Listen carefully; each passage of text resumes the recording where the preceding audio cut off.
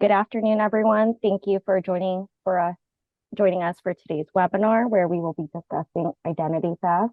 This webinar is being recorded. All attendees will receive a follow-up email with today's recording and presentation deck within a week. All participants have been muted, so please use the Q&A box for any questions, and we will answer them at the end of the presentation. Your presenter today is Rod Griffin. He is the Senior Director of Consumer Education Advocacy at Experian. And with that, I'd like to now hand it off to Rod. Thank you, Rod. Lena, thank you so much, and welcome everyone. Thank you for joining this afternoon. It's a pleasure to be here and going to talk about something that really affects all of us as we get started today. We hear about identity theft, we hear about data breaches, and it's really crucial that we understand what it is, how it works, and what we do about it. Today, I'm going to cover sort of these areas. So first, we'll talk about what identity theft is, and define it, what it is, what it isn't, and how it might be used by fraudsters. We'll talk about how information is monetized. What do they do with your information after it's stolen? And we'll talk about the dark web, what that is.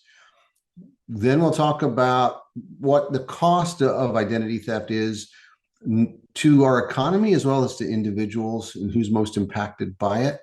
And then we'll talk about what you can do to protect yourself and what you should do if you become a victim, or I really should say when you become a victim, because the reality is you probably already are. Your identity is probably, in fact, almost certainly has been exposed and is out there where it could be used fraudulently. We hope that's not the case. I know mine is, and so can speak from personal experience. There is a lot of information on the slides today. I'm not going to cover everything specifically on each slide, but we'll make sure we cover the high points. I want to leave time, if I can, and I don't talk too much, for questions. So I want to get to what you need to know as well.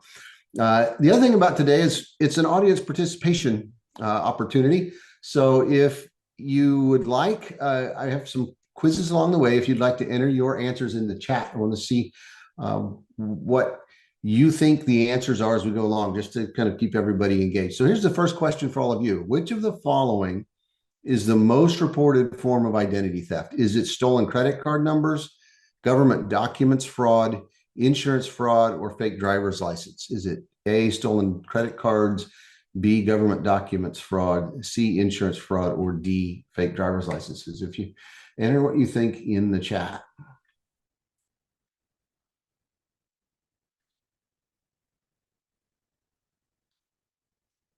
A lot of A's, a B.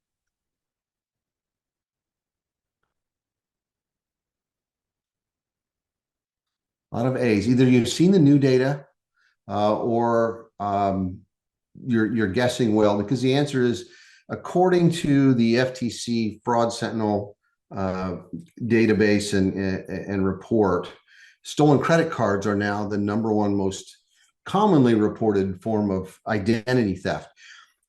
The thing I would say, though, is I'm not sure it's actually identity theft. So here, the thing about identity theft is it's a very broad term that's used to describe many different categories of fraud.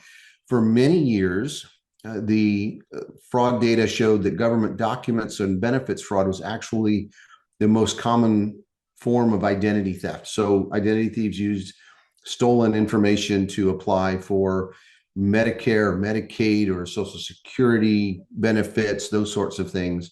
That was actually by far the leading reported form of identity theft. About 2 or 3 years ago, that flipped, and now is actually credit card fraud. Stolen credit card numbers are now, according to the report, #1. The thing is, when we think about identity theft, there are 2 ways to describe it. One is we think of as stolen credit cards. They steal a card number. It has your identity, your name on it, potentially a PIN number, and that's what they're really after, and a password. So they don't really care about your identity. What they want to do when they steal a credit card number is make a bunch of charges and then get rid of it before they get caught. Your identity is associated with it, but they're not really stealing the card for that identity.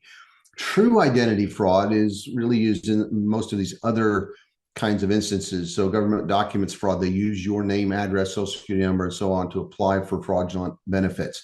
New account fraud, your identity will be used to open or attempt to open a new credit account or a new bank account. Check fraud could be similar to credit card fraud in that if they steal a checking account number and have your identity, they'll use it to try to bleed dry your account. And same thing with debit cards. They're really more interested in the card and getting the cash out than your identity, but it still involves your identity.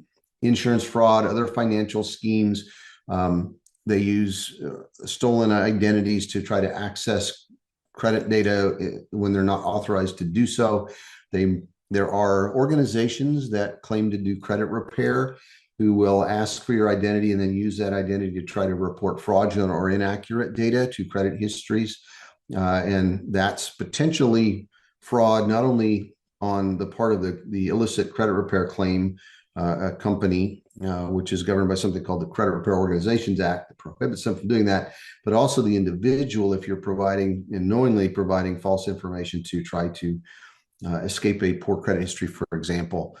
So it could jeopardize the individual as well. But we see stolen identities used to create fictitious credit files or IDs, actually fairly uncommon credit clinic activity. And then sort of the least common one is actually driver's licenses or other fake IDs. They don't really use it as much for that as they do the other things. There's not as much profit in it, I guess. So that begs the question, if they're doing all of these things with it, how do they get your identifying information? Well, most of these things we're fairly aware of. Lost or stolen credit cards. So the holidays are upon us. And as we're shopping, if you're in a store, watch out for someone standing behind you. They call it shoulder surfing.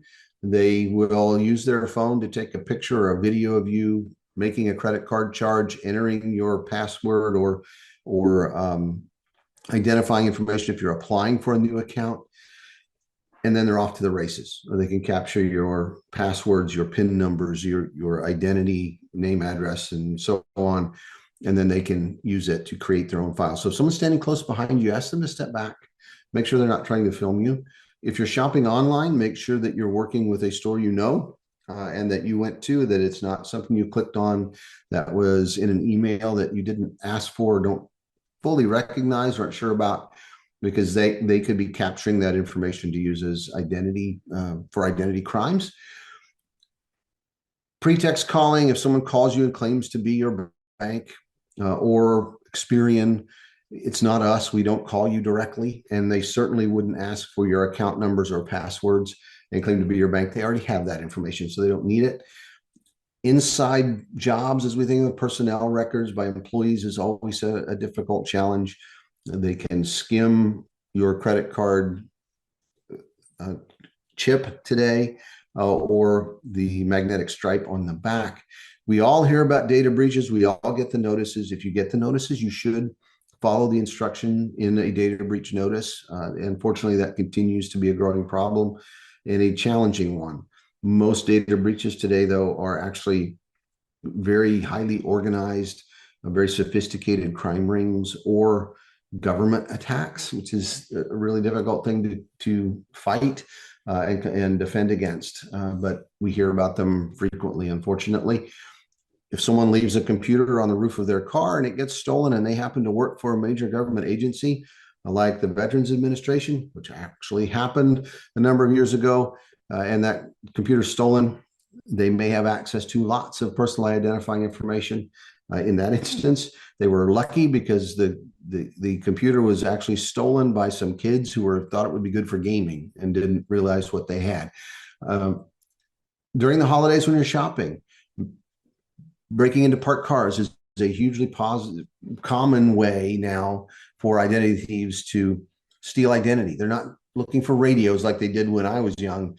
They are now looking at paperwork, what's in the car, if there's something sitting in the seat, a purse or a wallet. They try to break in so that they can steal those identifying documents because there's much more value there for them. And today, a new and somewhat unnerving form of identity theft is being committed by something we call artificial intelligence deep fakes. Today, artificial intelligence can replicate a person's voice if they have something like 3 minutes of recorded audio or less. And you may get a phone call from someone that sounds exactly like the person you know, and it's not really them, it's a computer. Or you may get a video even that looks like the person. If you're posting videos on social media sites, it can capture those images and the voice, and you may be fooled into thinking that the image in the video you're seeing is an actual person when in fact it's not, and they can then use social engineering to frighten you and cause you to send money or share your identity so that they can use it in illicit ways. It's a very new and unique, and as I said, to me, very unnerving new technology. At the same time, they're using AI to recognize and prevent that. So it's artificial intelligence is a really interesting and new area for us to be looking at. So another quiz. The dark web is A, smaller than the surface web, B, larger than the surface web, or C, easily accessed. You want to post your responses in the chat. You think the dark web is A, smaller than the surface web, B, larger than the surface web, or C, easily accessed? Looks like it's a divided group today. There's several A's, several B's, a few C's. The answer actually is B. The dark web is larger by far than the surface web. It's important to know what the dark web is because that's where bad things happen. The surface web is what most of us know. There are really three layers of the internet. That's where you search with Google. That's where you shop with Amazon or Walmart or any number of other outlets that are online. It's what we know. It's where we engage with social media and share what we've been doing with our friends and family. The deep web is the next layer. It's substantially larger than the surface web. It's where the e-commerce happens, right? So it's where businesses transact and exchange funds electronically through encrypted systems. It's where you need credentials of some sort to access those systems. It's where information for businesses are transmitted. It's where if you're applying for a loan, for example, and your credit history is requested, that's where it's transmitted, is in the deep web. The dark web is part of the deep web. It is much more difficult to access. It's very secure. It's very anonymous. It requires special software. And then typically in order to transact there, to do business there, you need some sort of cryptocurrency to get into the sites, in addition to the passcodes or passwords that you would need to know and the special search engine that you need to reach it. It's where chaos reigns and bad actors thrive. It's where all the illicit activity happens. Hackers work there. They're trying to disrupt or access protected information. Anarchists are sharing information and resources to try to disrupt our societies.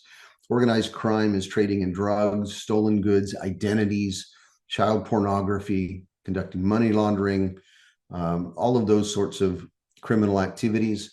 Nation states or governments are attempting to disrupt global economies. I'll share an example. Our competitor, so experienced competitor Equifax, a number of years ago, had a data breach. Actually, wasn't their credit reporting system. It was a different database, but that's often misunderstood.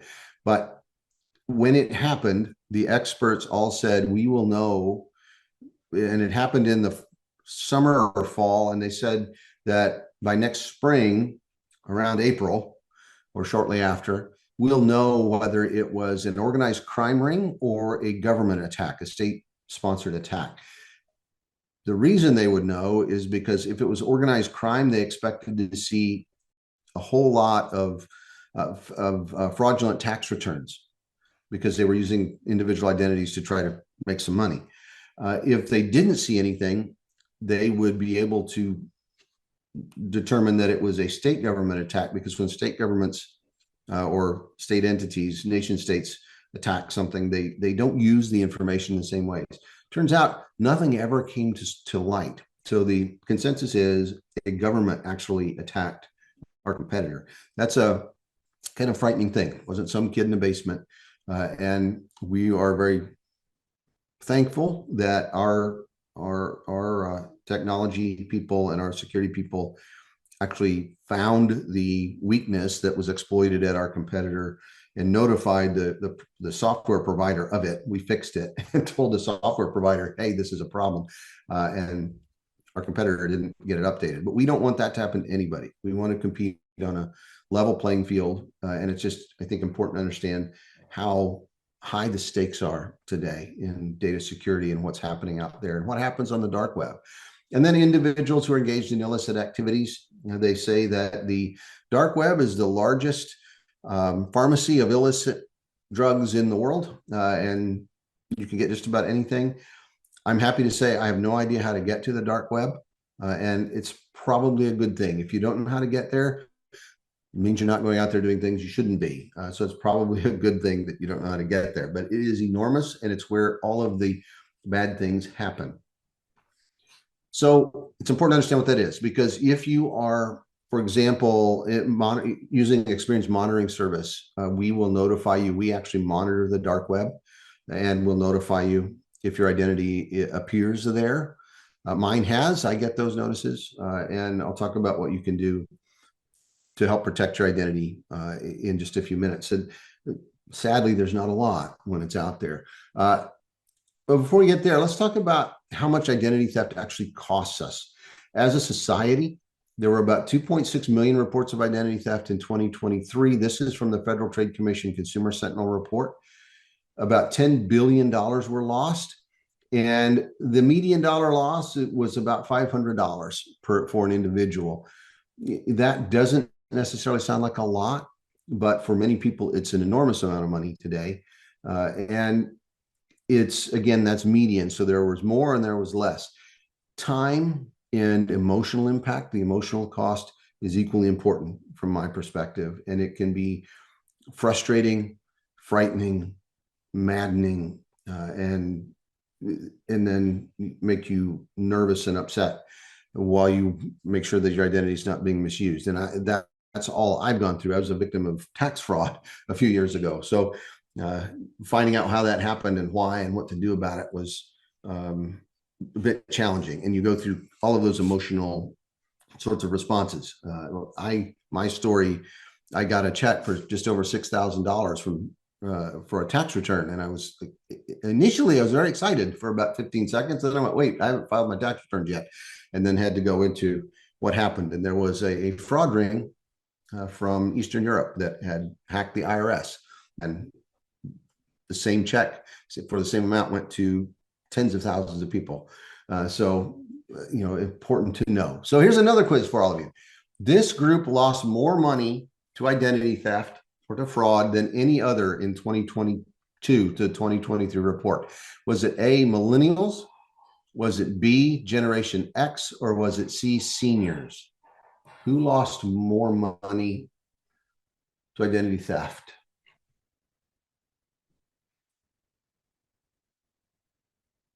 Almost universally C is the answer in the chat. And I tripped you all up because actually it's millennials now. Millennials have lost more money over the last couple of years than seniors. Seniors for many years were, sadly, I guess leading is the right word, in how much was lost. They were targeted more than any other age group. That's changed. The reality is all of us are victims of identity theft. Millennials today, over the last two reports that I've seen, have caught up with the seniors and are pulling ahead a little bit. More than $1.2 billion was lost by millennials to identity theft in the last Consumer Sentinel report from 2023. And that's growing. Seniors were the most targeted and still continue to be heavily targeted for a number of reasons. Those ages 60 to 69 lost about $980 million, so a touch behind the millennials now.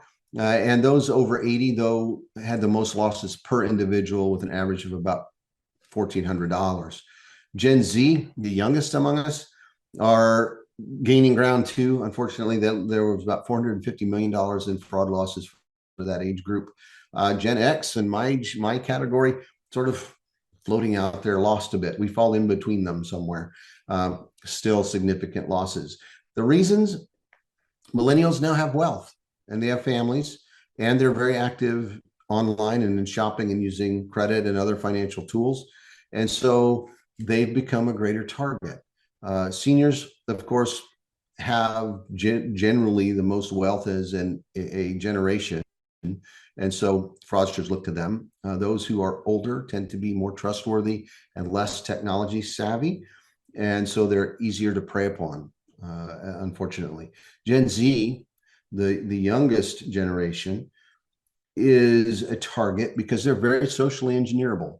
They are wanting to engage with people.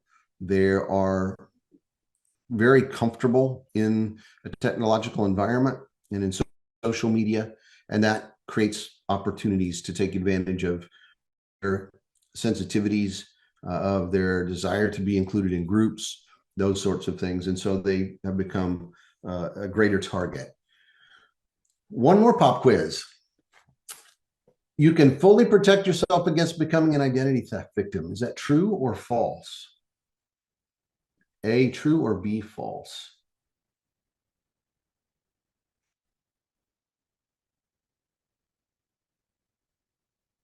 And everyone has the right answer on this one. You cannot, unfortunately. There's nothing you can do to fully prevent becoming a victim of identity theft. There are things you can do to reduce your risk, but you can do everything right and still have your identity stolen. That computer that was left on the roof of a car, for example, nothing anybody could do about that. So it's really important that you take steps to minimize your risk as much as possible. A few things you can do are fairly common sense. Shred everything that goes out of your house into the trash. If it's got your name on it or your address, if it has that information, shred it. I just automatically put everything in a shredder that I put in our trash. And I use a crosscut shredder, got it at Costco or on Amazon. Actually, I got 2 on Amazon on sale. So I have a backup. They're not very expensive. And it's really simple just to run things through that shredder. That helps minimize dumpster diving, which is still one of the most popular ways for identity thieves to steal identities and capture them. There was a police officer, actually a sheriff's department, that I spoke to at one point in the Northwest, who said that there was a methamphetamine ring that an odd thing about being addicted to methamphetamines, apparently, he told me, is that when you are using that drug, you have long periods of hyper intense focus. And so they were having methamphetamine addicts go through shredded documents and tape them together to steal identities. So a crosscut shredder helps, makes it much more difficult than just a straight linear shredder. So invest in a shredder. Provide your social security number only when you know it's necessary. Always ask why they want your social security number. It may be helpful and necessary. For example, if you're getting your credit report from Experian and requested online, we're going to ask for your social security number. The reason is that there are 220 million people with credit reports. It's the only identifier that is unique to individuals in our country, so it's helpful. If you don't want to provide that, we may ask you to write and provide other documents to verify your identity. So things like a utility bill that shows your name and address that helps us match your identity, but it's helpful to know. If a teenager at the local store asks for your social security number when you're checking out, as they did me, I have no idea why, told them, no, thank you, don't need to do that. And there's no reason for them to have it. And so, make sure you understand why they're asking for it. Don't carry unnecessary information in your purse or wallet or on your person. If you have a social security number, all of us have one issued as citizens. Memorize it. Know what's there. You shouldn't have to carry it with you. If you have children and you're enrolling them in school, for example, as happens just about every year, I hear from someone who had their kids' social security cards with them because they needed them to enroll them in school, and then they forgot to take them out of their purse or wallet or left them in the car and they got stolen. Use them for that purpose and immediately put them back somewhere safe. You shouldn't have to carry them with you. Those sorts of things. Make sure that you only carry sensitive information with you when it's needed. And don't leave a purse or a wallet or other documents sitting visibly in your vehicle. They are targeting that kind of information. All they do is break the window and they get that information, they're off to the races. So if you have something like that, lock it in the trunk, lock it in the glove box, make sure it's not visible from outside the car. That can help protect you significantly. The other thing I recommend is if you're at home, make sure you don't leave things out on your desk or your kitchen counter that would expose your identity. Sadly, the most common form of fraud is committed in identity theft by friends and family, people that you know and that you allow into your home, and they are then able to steal that information and misuse it. So it's a hugely challenging circumstance. If you're online, make sure you see that little padlock in the HTTPS. Really does help with security in your transactions. Don't respond to unsolicited emails. If you get an email you don't know who it's from, or if you think you do, if it says it's from your bank or from a store and it's asking you for information like your name or your address or your account number or passwords, do not click on the links. Don't provide that information. Instead, go to your billing statement or go call your bank and ask them if that's them. If it is, they will forward you to the right department. They'll be able to help you. But don't click on those links. Also be sure that if you do go to a link and you think you know it is, check the URL, the web address very closely. They are spoofing websites now, and it's hard to tell them apart. They look just like the actual website. So be very careful. Don't share personal information on social networking sites. I mean, we love to put things on Facebook. We share things on X or on Blue Sky or on TikTok, you name it, Instagram. And there's a lot of information that we don't realize we're sharing or may not. If you post a picture on one of those social media sites, in that picture, if there's a picture of your car, for example, and I've seen this happen, you have the license plate number. If they break into the data of a DMV, they would then have your name and address and who that car's registered to and where you live.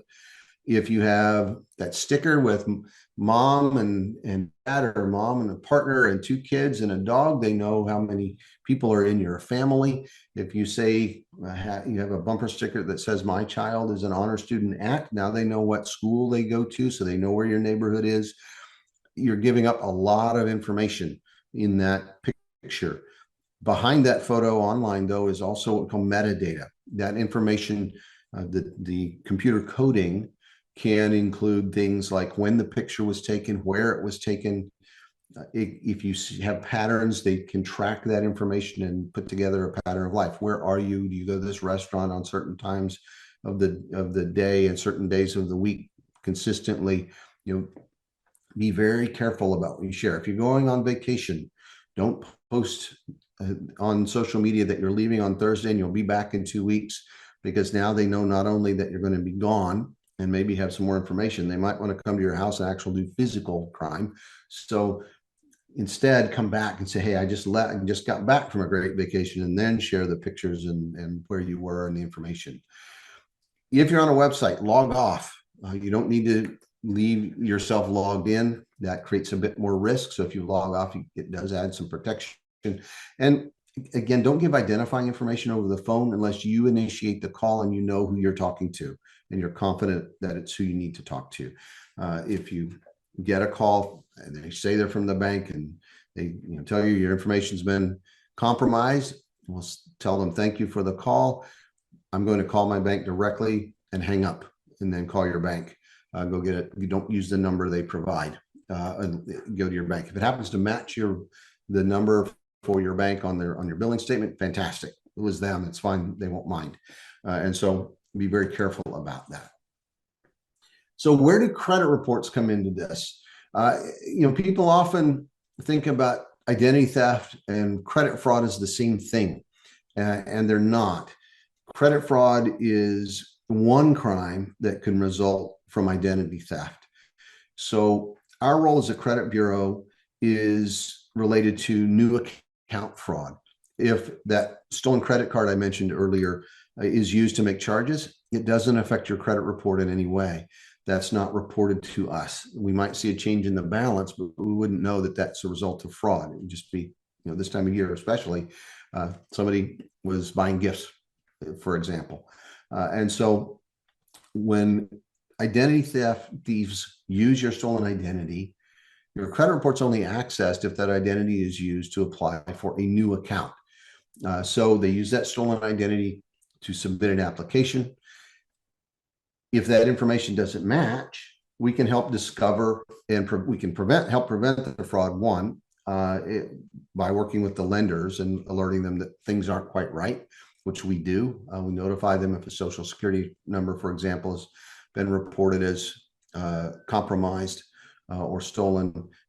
If the consumer's reported that they are a victim of fraud, which I'll get to in a moment, we have a database of known fraud activity. And so we can help notify the lender that, hey, this information you just provided is reported to us. We have a record that it's been compromised. You need to verify the identity of that individual. They might be trying to commit fraud, or it might be the actual person. You need to treat them properly.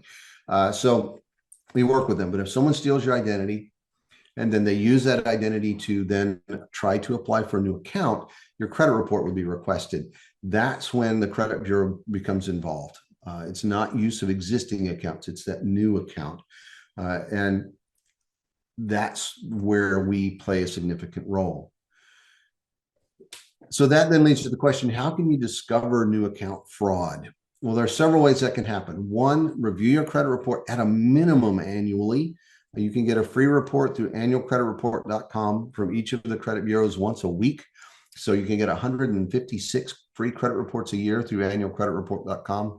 Shouldn't really need one that often, but you can. You can subscribe to a free monitoring service like Experian, where we'll monitor your credit history. We'll alert you if anything new it comes to the credit report so that you can act on it if you need to. We'll notify you of evidence that your information's on the dark web, for example. I've gotten that notice. My name's out there.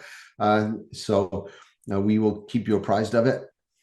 You may have an application declined when you know things should be correct and that you're not aware of any issues. You might get calls from unknown creditors or collection agencies. And again, subscribing to a monitoring service can be very helpful. You almost certainly have received, sadly, almost all of us have received for a data breach notification, and typically those include a free enrollment to a monitoring service for a period of time. Take advantage of those. It never hurts to take advantage of a freebie, and it can help provide some additional protection. There are 4 steps you should take if you find or believe you may be a victim of identity theft. 1, notify law enforcement. I don't know if I would make that first. I might go to the credit reporting companies first. You can go to Experian.com/fraud and add what's called an initial security alert, which I'll get into, and you can get a free copy of your report. That way you can see if anything's happening. Notify law enforcement. If you go to your local police department or law enforcement agencies, they have a fraud report they can take. You do not have to go to the place where the fraud happened. That used to be the case 10 or 12 years ago. That's no longer the case. You can go to your local police department, as I did in the little town in Texas where I live. I was ready to tell them what they needed to do and was very disappointed when I said, I think I'm a victim of identity theft, and the officer cut me off right there and said, just a minute, let me get the form. Come into my office, we'll fill it out. They know exactly what to do today. Contact the sources then if you find evidence of fraud or see accounts that have been reported. Contact those that are reporting fraudulent information. We will help you do that as a credit bureau. You can dispute that information as fraudulent. We'll go to them on your behalf, and you can contact them directly. And then notify your lenders as well as a precaution. If you have something serious happen to your identity, it doesn't hurt to say, hey, my identity's been compromised. Is there anything we can do to add some additional protections to my accounts? They may be able to help with that and assist you in having a bit more peace of mind. That may not be necessary if you're not seeing any activity there, but it doesn't hurt to do. If you believe you're a victim or have reason to believe you may be a victim, you can add what we call an initial security alert to your credit report. To do so, you just go to one of the bureaus. Doesn't matter which one. You can go to Experian at experian.com/fraud and click on the button that says add an initial security alert, and we'll walk you through that process. An initial security alert says, I believe I may be a victim of identity theft. Before granting credit my name, please verify my identity or call me, and you can provide a telephone number. It lasts for 1 year. And we'll give you free reports so you can get that information. And it's free. And we share that with the other credit reporting companies. So you only need to contact one of us to have that alert added. We also remove you from pre-approved or pre-screened credit offers for 6 months. And we provide additional fraud assistance and recovery. We'll provide information in the credit report you receive to do that. And again, we share that with Equifax and TransUnion as well, so they can add that alert to their credit reports as well. The other thing to know is that the law requires lenders to respond in what they call a reasonable manner to that alert. They cannot ignore it. Typically, that means they do what it says. They'll either ask for identifying information to verify you are the one applying, or they'll call you at the number you provide. If your phone rings and you're sitting with the lender, they know it's you. If not, it rings and you say, hey, that's not me, and they can take appropriate action.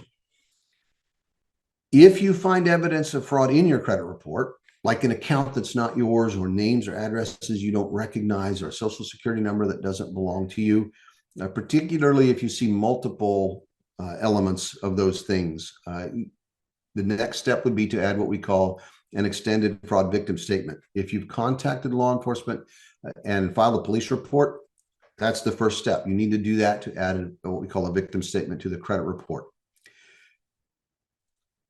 So it's very simple to do. Again, go to experian.com/fraud. We will ask you to upload that police report or fraud affidavit. In California, if you happen to live there, you can go to the Department of Motor Vehicles. They have one. The Federal Trade Commission has a report. I'm not sure why the DMV has a fraud alert or a fraud affidavit, but they do. So it's a valid fraud report. That 7-year fraud victim statement requires you provide that fraud report or law enforcement report. It says, I am a victim of identity theft. Before granting credit my name, please call me. And you can provide 2 telephone numbers in that alert. It could be a cell phone, and if anybody has a landline anymore, you can do that. It could be a work phone and a home phone, that sort of thing. And it says, call me before granting credit my name. It remains for 7 years from the date it's added to the report. We will provide at least 2 more reports within 12 months. Again, depending on the state, you may receive more. You get an additional 12 in California, so 1 a month, so you can track progress and make sure that things are being resolved. So in summary, the initial alert lasts for 1 year. You can add that if you believe you may be a victim. It will alert lenders that you may be, so that they can take additional precautions. The extended fraud victim alert lasts for 7 years. It says I am a victim, includes 2 telephone numbers. The third alert that I didn't talk about yet is the active duty alert. So if you or a friend or family member is serving in our armed forces, first, let me thank you for your service. And second, consider adding an active duty alert. An active duty alert says I'm on active duty serving our country, and to take precautions if someone applies for credit using my name. It lasts for 12 months. You can renew it as often as you like. All of these are free. There's no cost to them at all. So I'll take a breath and I'll give you another quiz. The padlock symbol still exists. I just happened to see a chat, and it's still out there. Look for that as well, the HTTPS and the padlock symbol, especially if they're in conjunction. So here's the last quiz. Freezing your credit file prevents everyone from getting access to your credit report. True or false? Credit freeze prevents everyone from getting access to your credit report. True or false? Seeing a bit of a mix, some true, some false. I think mostly false, it looks like, and that's correct. A credit freeze does not prevent everyone from getting access to your credit report. And I always stress this. I unfortunately hear people say, and especially in media and among certain consumer groups, will say you should add a credit freeze to your file to prevent identity theft. That's not what a freeze will do. It will not prevent identity theft. Again, back to that stolen computer or the identity information in the trash or a data breach.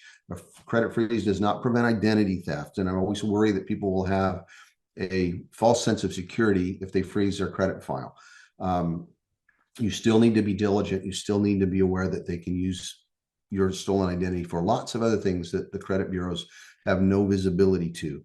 The other thing to understand about a credit freeze is that it's very limited in what it does. It can be a good tool if you have ongoing fraud, issues of identity theft that recur, or if you're not active in the credit marketplace, not planning to apply for credit, and are a personality type that if you are active in credit, you'll remember to lift the freeze. So kind of key. But a security freeze on your credit report is what it does is it says that if a lender requests your report, they're told by Experian that we will not provide a report because it's frozen. The idea is that it will prevent someone who's attempting to use your stolen identity from accessing your report. If they're applying for new account fraud, and it's that new account fraud thing. There are significant exceptions to that, and I think it's important to be aware of them. Again, you have to plan ahead. Today, it's really simple. To freeze your credit file, all you have to do now with Experian is enroll in our free app, and we have a button that you touch that says freeze or unfreeze, and you can get just the freeze service if that's all you want.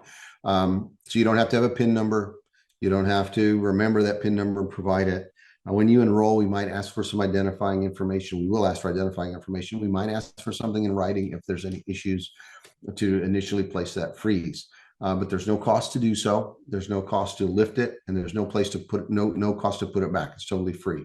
To do it at Experian, you go to experian.com/freeze and follow the instructions that are provided. You'll need to go to each of the bureaus, the other two bureaus separately, and go through that process. Unlike the alerts, we do not share file freeze or credit freezes. So you need to do each of them separately. When you place them, you need to lift each of them separately as well. To lift a freeze today, as I said, we don't even really require a PIN anymore. You just touch the button, or you go online and lift a freeze. You can lift it permanently or for a time frame. Today, you can add it. Once the process is done, you hit the button and it will restore it. So really simple to do. Or you go to online.com/freeze, experian.com/freeze. I'm getting tongue-tied. You can write again or click that button. And again, there's no charge to do so. The thing about a freeze is that, and again, it's free, but the thing to know about a freeze is that there are a lot of exceptions to it.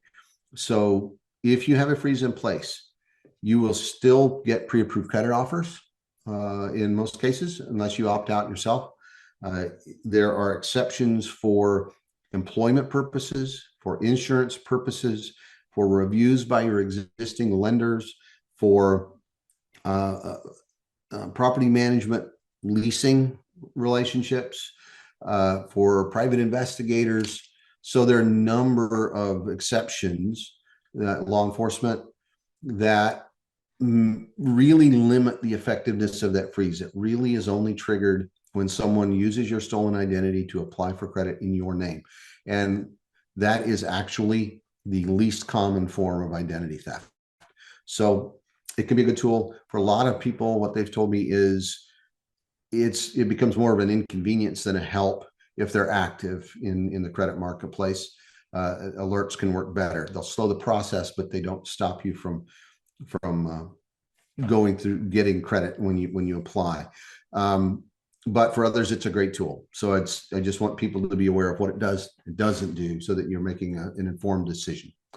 The bottom line is we cannot win the battle against identity theft in isolation.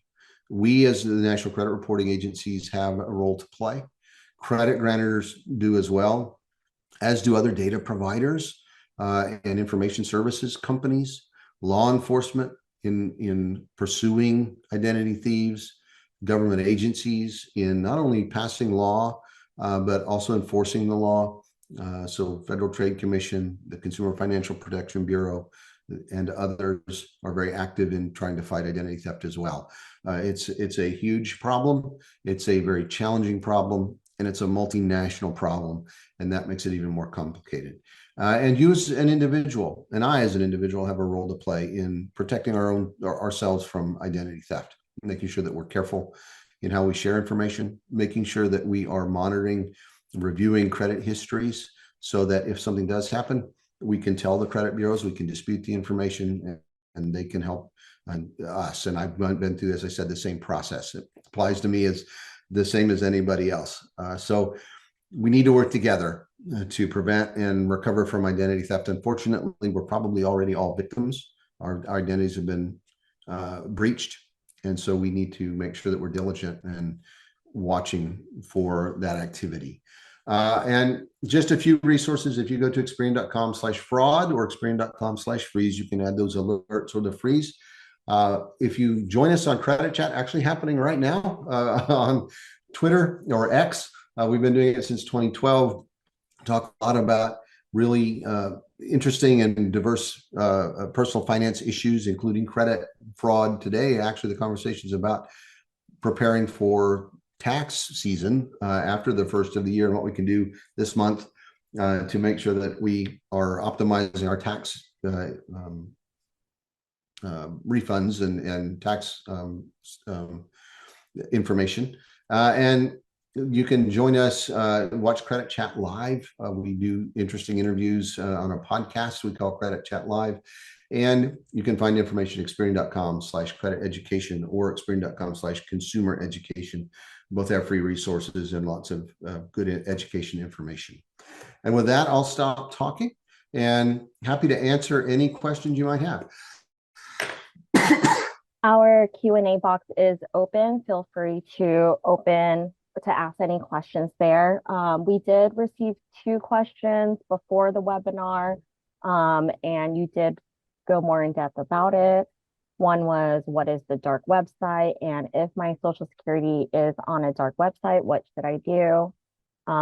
Is there any more that you would like to expand on that? Yeah, it's difficult. As I said, I got that notice too. There's not much you can do. Once it's out there, you can't really remove it. Once it's being transmitted. So the most important thing to do is be diligent, monitor your credit history. You consider a monitoring service. And like I said, there are lots of free ones. Experian monitors the dark web through our free service. And so it can help. And so that's what I do. I have a monitoring service through Experian. That's one of the benefits, that maybe the only benefit, not the only benefit, but it's a benefit I have as an employee, is that we have the free membership to our premium service. So we get some additional credit scores and things that if you want to pay for it, you can do that. But otherwise, it's free. And you get a free report, free score. We monitor the dark web and monitor your history, your credit history, and other social media sites and other things for the appearance of your identifying information. And we'll alert you if we see it. And so you can then take action against it. Thank you. We have a couple questions about the recording and the presentation deck. Everyone in attendance today and registered will receive a recording of today's presentation as well as the slide deck. Is Apple Pay safer than a credit card? It can be. At this point, it is a better choice in most cases where it's accepted. The reason is that when you use Apple Pay or a similar service, an electronic wallet, as they call it, when you're using that card, that transaction creates a unique number for that transaction and doesn't expose your actual credit card number, and it's touchless, so it makes it a bit more secure. Doesn't mean using a card isn't. You can use a touchless card, but you have to present the card to do that. So it's convenient, and at this point, probably a bit more secure. It's just if you're an older guy like me, it's hard for me to remember to do that and to use the technology. Honestly, it's like, oh yeah, the technology can work for me. But yes is the short answer. I'm not sure it's hugely more safe, but at least somewhat. Can someone steal your, I don't know if they meant home, but can someone steal your home using credit theft? Um, no, not from a credit fraud. With identity theft, there's talk of, and I've seen some commercials about title theft or title fraud. Um, Not an expert in that area. And it doesn't involve a credit history, but I've the information I've had is that it is extraordinarily rare, if it's happened at all. So it's not common, if it's happened, but there are title fraud protection services that you pay for. I won't say that they're not valid, but I think that's something you'll need to investigate. But the idea is they steal your identity and they use it to falsify your title information, and are able then to claim the deed to your home and steal your property. I don't know is sort of my short answer. I'm not convinced that's the case, but I'm not saying it's not true either. Will you be having another one of these presentations? If there's anything that you would like to know specifically, feel free to reach out to the email that you received the webinar registration for, and we can answer any other questions or other topics that you'd like to see. Please name some credit monitoring services. Can you repeat that? Please name some credit monitoring services. Some credit monitoring services. Experian, so Experian.com or the Experian app. That's where it's the best one. I'm only slightly biased, but actually I think it is. Other credit bureaus offer them as well. So TransUnion, Equifax, Credit Karma is one that pops up a lot. It's owned by Intuit. The question I always have is, do you want to go to a third party or do you want to get your information directly from the source? Something to think about. So Credit Karma is a competitor to Experian, and they utilize TransUnion and Equifax's reports, I believe. They'll also provide a Vantage score instead of a FICO score. We provide a FICO 8 score. They're both legitimate scores. They're competitors in the marketplace, kind of like saying General Motors and Ford. So those are kind of the big names in the space. Are debit cards safer than credit cards? No. In fact, just the opposite. Debit cards are like a plastic check. When you use a debit card, they're taking the money directly out of your checking account. And so if an identity thief is able to get your debit card number and PIN or password, they can empty your cash out of your bank account very, very quickly. And there is no formal legal protection against fraud losses for a debit card for your checking account. So there's no guarantee that the bank would say it's fraud, will give you your money back. With a credit card, there is a there's a legal limit of $50 in fraud losses. So that's the maximum that you would be held accountable for if someone steals a credit card and charges on it. If you notify the lender in a reasonable amount of time, typically that's 90 days. So 3 months. So that's usually not a problem. You get your billing statement and go, holy smokes, I didn't charge that much, and you notify your credit card company. So there's a limit. Most credit card companies waive that minimum as well and will return that money. So a credit card actually has greater legal protection against fraud than a debit card. Should we use our debit card at a bank ATM to be on the safer side? Well, I don't know if it's any safer with a debit card at an ATM. A debit card is what your cash. It's accesses your cash account, your checking account, and so that's what you would use to withdraw money. If you are using a credit card in an ATM, you're making a what am I trying to say? A cash advance on that card. That's like borrowing money.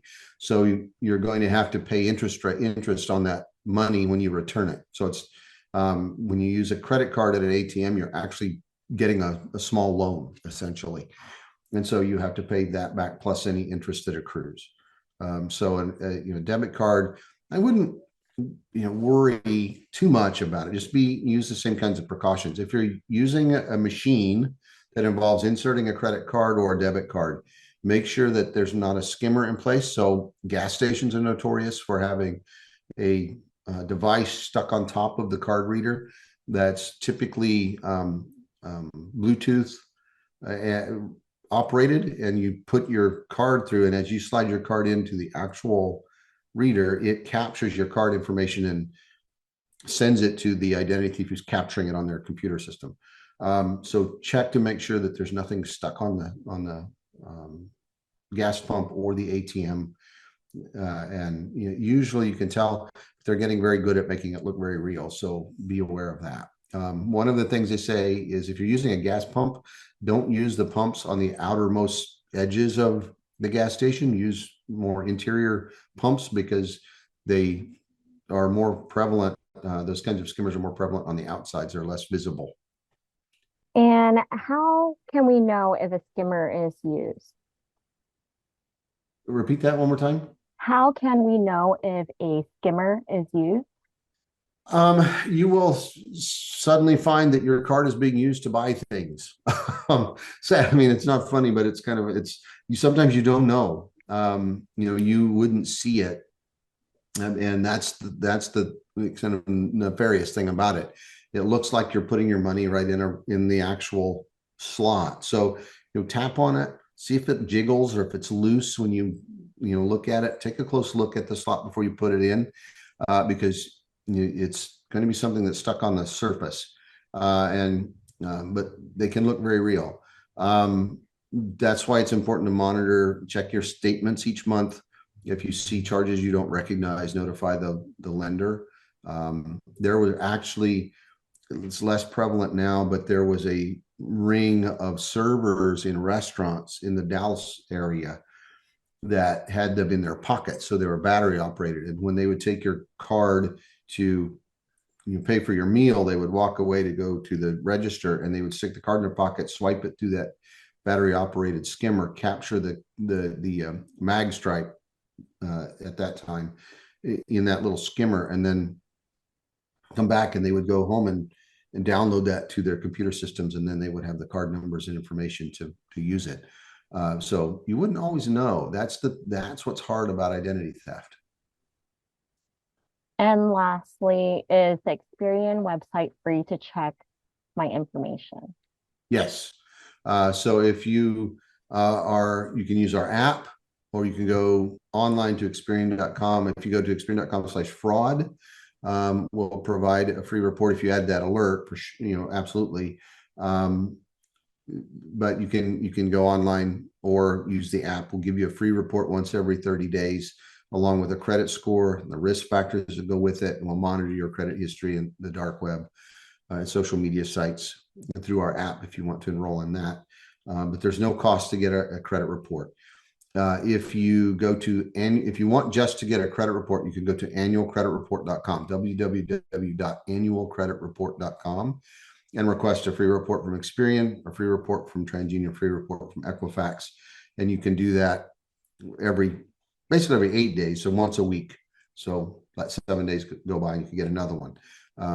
So you can get free reports. There's no reason today to pay for a credit report. for your personal use. And those are personal reports. They will also include contact information, a website, mailing address, telephone number, so you can contact us as well. Thank you, Rod. Well, that concludes our webinar today. Thank you all for attending, and I hope this session was helpful to you. As a reminder, we will be sending you a follow-up email with today's presentation. Have a great day, everyone. Thank you, everyone.